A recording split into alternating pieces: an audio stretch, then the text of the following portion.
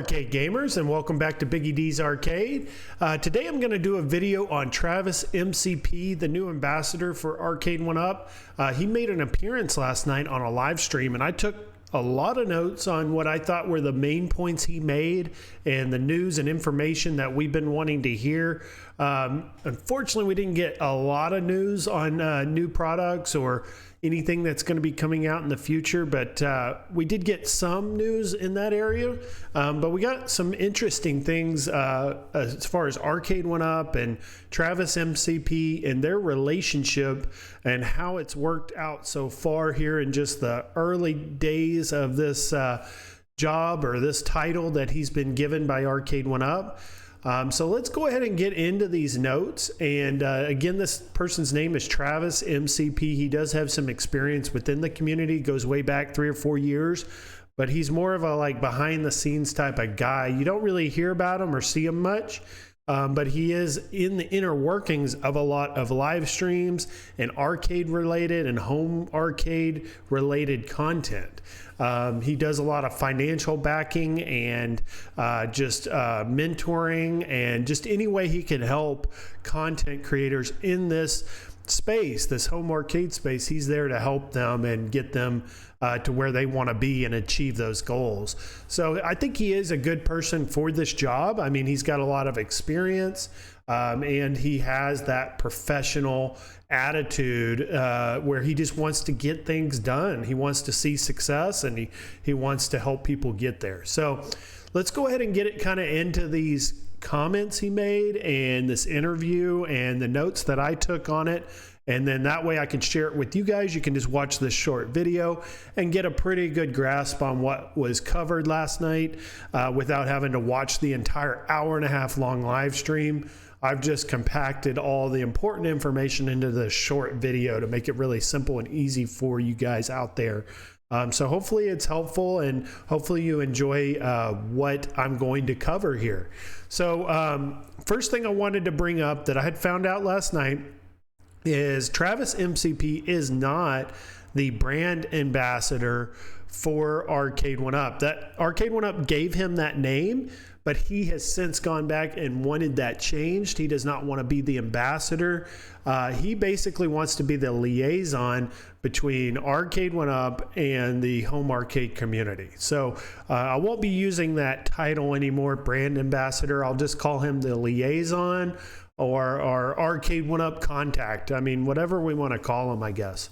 But he is not an employee.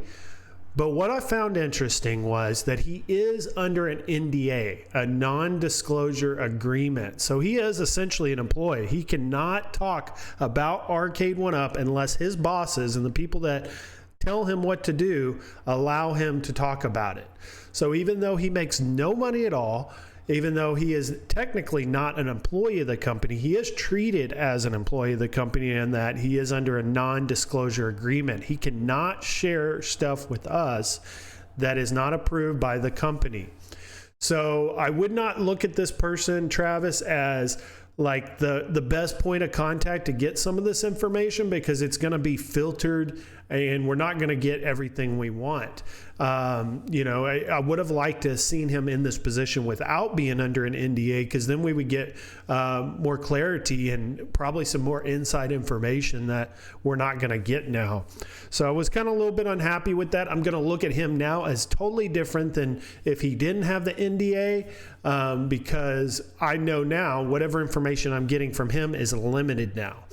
But it was about an hour-and-a-half long live stream, pretty long one, a lot of just chat and, you know, laughter and things and just filling in the gaps. There wasn't really a lot of, you know, solid information in this live stream, unfortunately.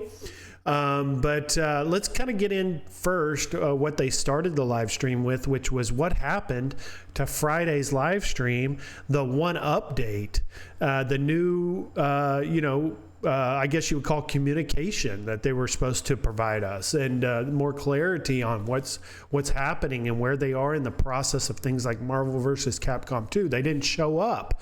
I did a whole video on that and preparing for it, and then on my Chillin' Chat I had to spend probably the first 15-20 minutes explaining what happened and why We never got that information. So that's what they had started the live stream off with was, he asked right when the live stream was about to start and they pulled it, he asked Arcade1up, Travis MCP asked Arcade1up, are you going to tweet about this? Are you going to put a tweet out there and let your customers know that you're not going to make it?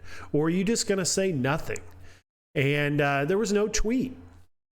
And then so he went back to them again and he said, is someone going to say something? Is someone going to say anything at all? Because this is ridiculous. So he's out there pushing for us as the community to get information, at least as to why they're not going to make this live stream, why they're going to be a no-show. And he got no response. So he's pushing, trying to get the information for us, and he's not even getting a response. And this is the person that they're supposed to be working with to get us this information. So that's where we're at with that. I mean, he was kind of left out to dry and, left out in the cold, didn't really even get any information at all, pretty much in the same position as the rest of the community, just kind of sitting, twiddling our thumbs, waiting for this live stream that never happened. And then we never got any word as to why they didn't do it. So very unprofessional, like I said on my chillin' chat. Very disappointing to see that. We spend a lot of money on these machines. We're really big fans. And to find out that they have that little respect for us as a community to not even let us know why they're not going to be doing this scheduled live stream that some people took off work for, some people left work early for, changed their schedules around so they could make this live stream, hundreds of people, and just to not say anything. So that's where we're at with that. And we'll kind of move on from that, and hopefully we'll get a one update here in the near future.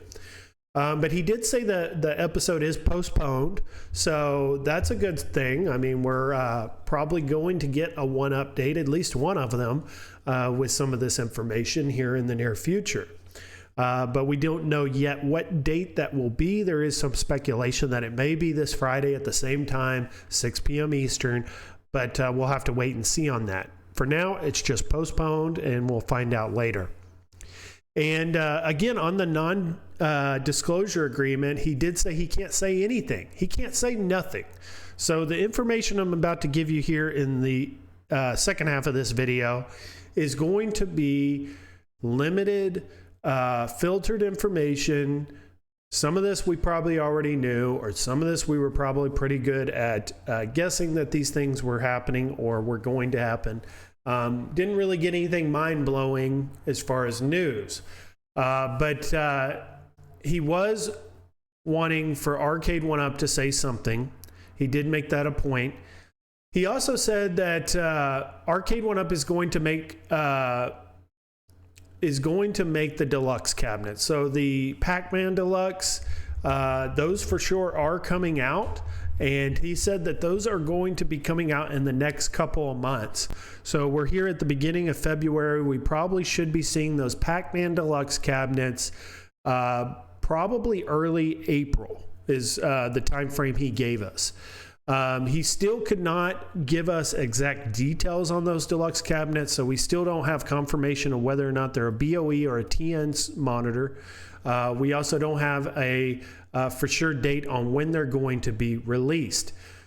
We also don't know anything about the Miss Pac-Man or the Mortal Kombat 2. He did say that as far as the Mortal Kombat 2 cabinet, he still doesn't know why Mortal Kombat 2 was in the advertising, but then at CES, they completely denied even having knowledge of it or even knowing about this cabinet even existing. So he didn't know why that happened that way, and he still doesn't have an answer on that, is what he had said in the live stream. But the answer on MVC2, so this was an important question, and he said that there is no timeline still. There is no release date on an online update. There is no news on improvement on input lag. He says every time he asks Arcade1up for an answer on MVC2, Marvel vs. Capcom 2, the answer changes every single time he asks. So he'll get a different answer each time he goes to Arcade1up to get that information. Every day it'll change. So he believes it will happen eventually, but when that will happen, he has no clue. He doesn't want to speculate on that because he can't get solid information from them on where they're at. So he does believe it could still happen. Moat did make a comment, MikeOfAllTrades, in this same live stream. He said that it's not in a positive position. So he believes that it's not looking good. Travis wouldn't say that, but MikeOfAllTrades did, and that's kind of where we're at right now. We're not in a positive position. We're not getting information. When we do get information, it changes day to day. So I think they're having, this is my personal opinion, I think they're having problems with the PCB. It's not powerful enough to push this game in single player mode, let alone in an online multiplayer experience. So they're very far away, it sounds like, from getting this game online. It very well may never happen. I mean, that is a true and real possibility at this point. So if you're purchasing Marvel vs. Capcom 2, keep that in mind, that it potentially may never, you may never be able to play that marquee title online, which you know, is unfortunate. But if that's going to be the case, and it's just not the specs, the PCB is not powerful enough to make it happen, they need to let everyone know. You know, just go ahead and rip that Band-Aid off, get it done, get the news out there. People are going to be upset at first, but at least we know, you know, when we're purchasing these cabinets, what we're getting, and we're not hoping on something that's never going to come to fruition. It doesn't make any sense to continue to keep people waiting like we have for this long, months. You know, we're going on 4 or 5 months now, and we're still hoping this is going to come. If it's not going to happen, let us know. Make it easy so we can move on.